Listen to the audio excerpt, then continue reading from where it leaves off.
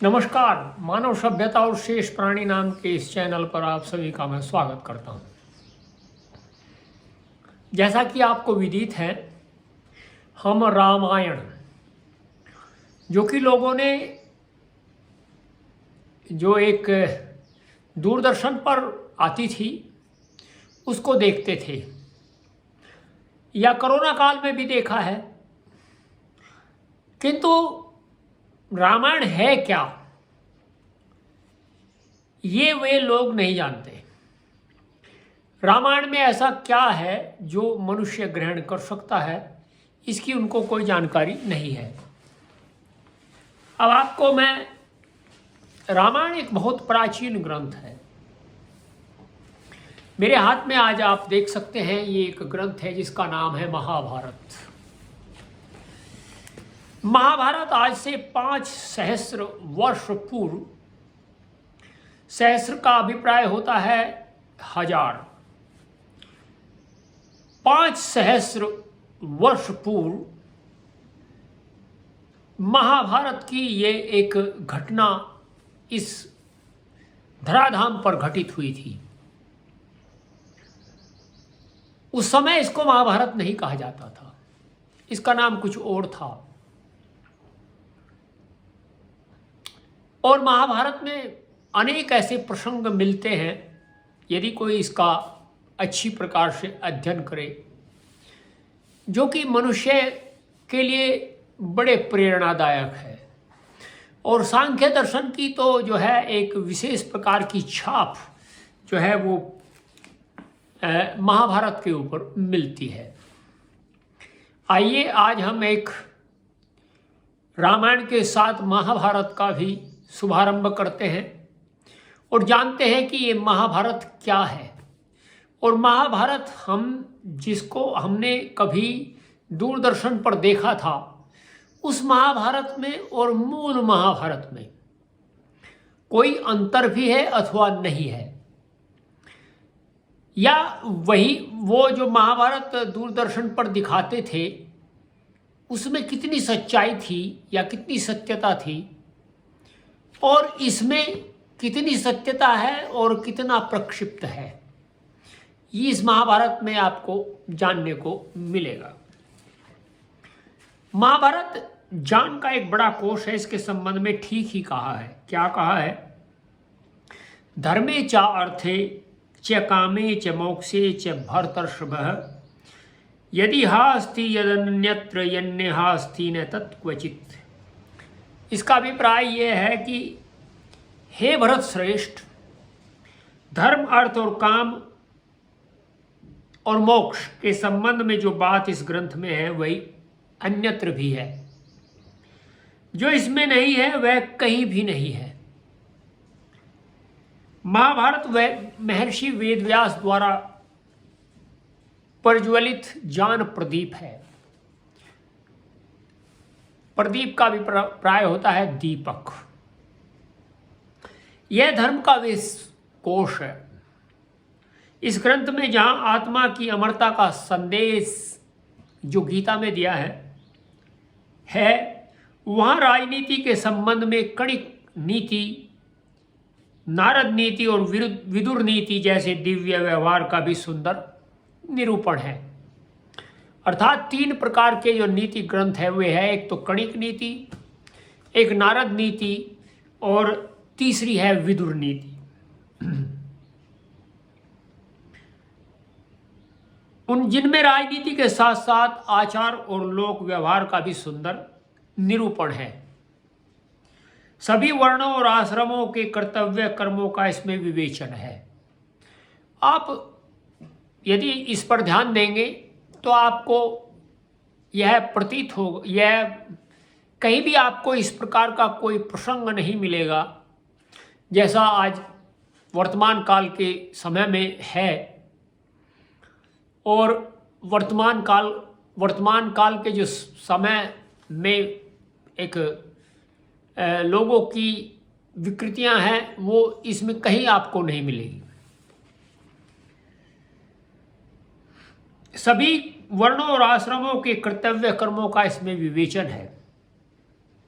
सांस्कृतिक, ऐतिहासिक धार्मिक, राजनैतिक आदि अनेक दृष्टियों से महाभारत एक गौरवमय ग्रंथ है। इन्हीं गुणों के कारण इसे पांचवा वेद कहा जाता है।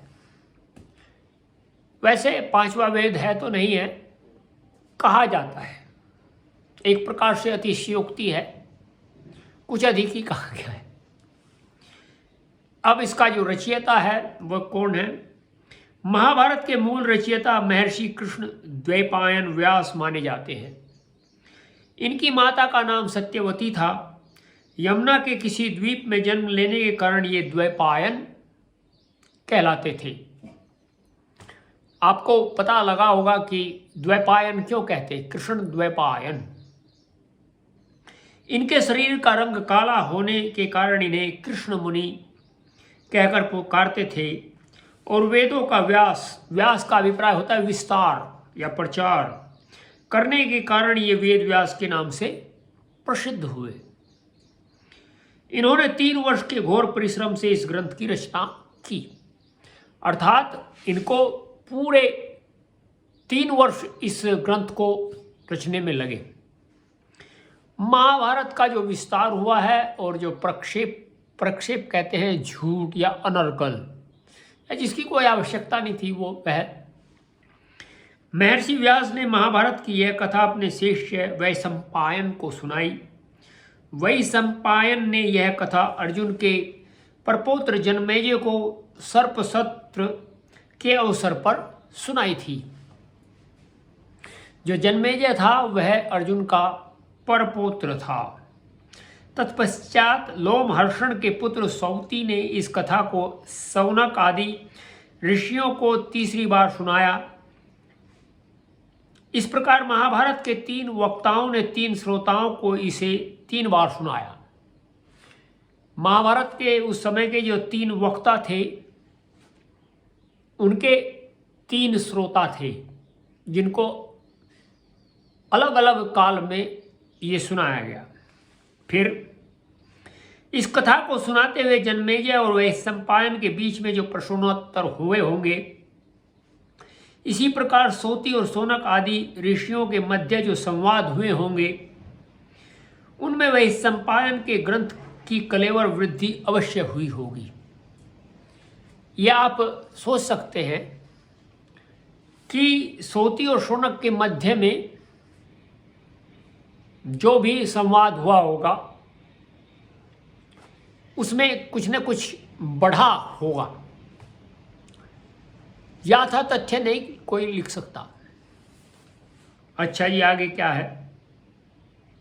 समय पर इसमें अन्य लोग भी वृद्धि करते रहे हैं। इस विषय में भोज रचित संजीवनी नामक ग्रंथ का संकेत करते हुए महर्षि दयानंद सरस्वती लिखते हैं। यह एक ऐतिहासिक ग्रंथ है जो ग्वालियर में महर्षि जी ने देखा था।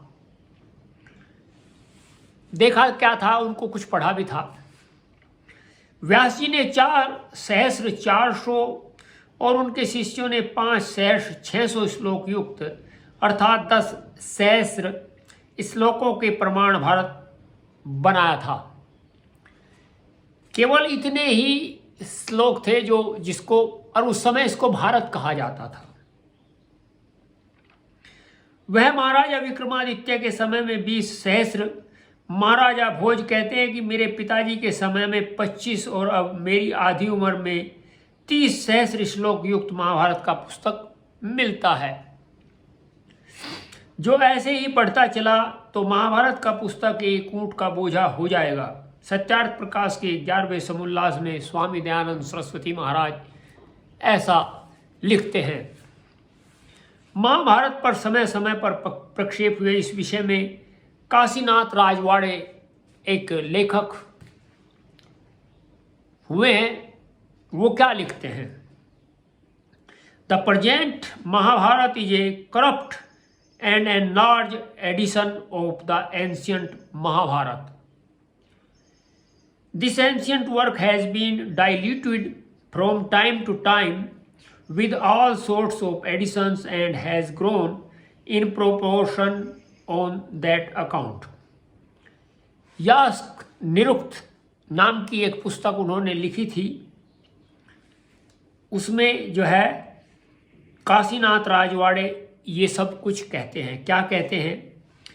वर्तमान महाभारत प्राचीन महाभारत का विकृत और परिवर्धित संस्करण है। विकृत और परिवर्धित, विकृत तो है ही है, परिवर्धित भी है, अर्थात बढ़ा हुआ।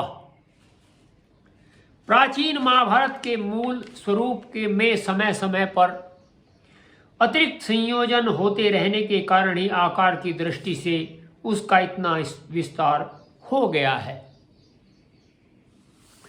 ये काशीनाथ राजवाड़े लिखते हैं। अब पहले महाभारत का नाम जय था, फिर भारत हुआ, फिर महाभारत हुआ।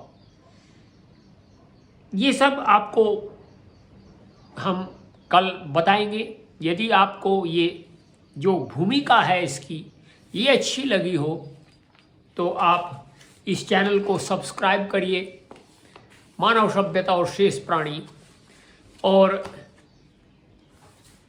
लाइक करिए इस वीडियो को, कमेंट करिए, शेयर करिए। इंस्टाग्राम और फेसबुक पर भी आप फॉलो करिए @सत्येंद्र मलिक के नाम से। आपको हम फिर दूसरी वीडियो में मिलते हैं जिसका नाम रामायण है। नमस्ते।